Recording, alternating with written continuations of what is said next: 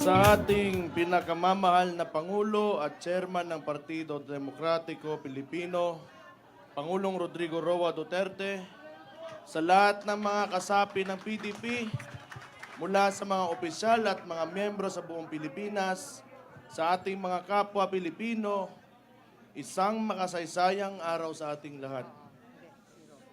Taos puso akong nagpapasalamat sa bawat isa sa inyo sa patuloy na pagtitiwala sa Partido Demokratiko Pilipino at sa mga advokasya na ating ipinaglalaban.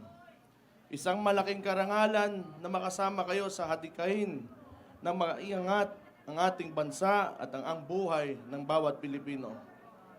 Ang PDP ay maninindigan hindi lamang para sa atin ang dirito ngayon, kundi para sa bawat Pilipino na siyang tunay na lakas at pundasyon ng ating partido. Higit 4 na dekada ang nakaraan na buo at nanindigan ng PDP laban upang tutulan ang mapang-abusong rehimeng Ferdinand Marcos Sr. Ngayon, ang buhay at kinabukasan ng mga Pilipino ay nalalagay na naman sa alanganin.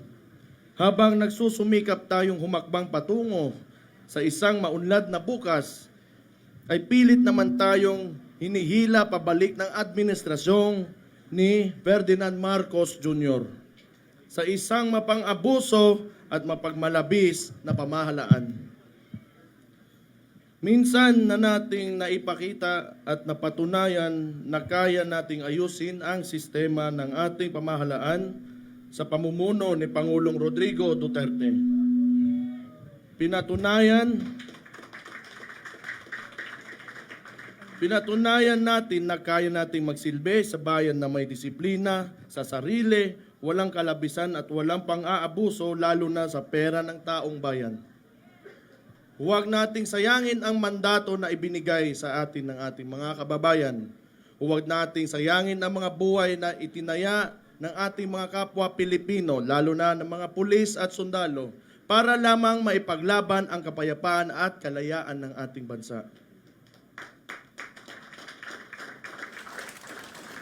Bilang mga lingkod bayan, tungkulin nating ibigay sa mga Pilipino ang buhay na masagana, bansang mapayapa at lahing maipagmamalaki sa buong mundo.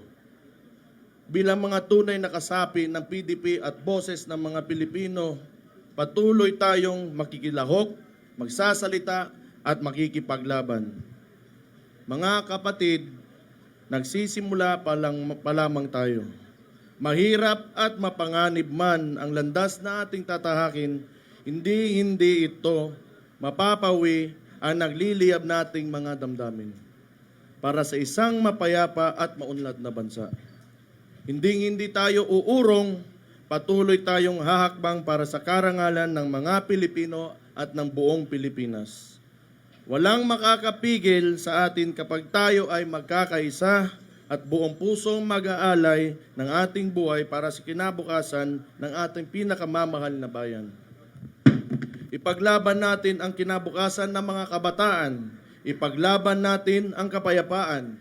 Ipaglaban natin ang malinis, tapat at makatao na pamahalaan. Ipaglaban natin ang ating bayan. Mabuhay ang PDP! Mabuhay! Mabuhay ang Pilipinas! Mabuhay! Mabuhay ang Pilipino! Mabuhay! Maraming salamat sa inyong lahat.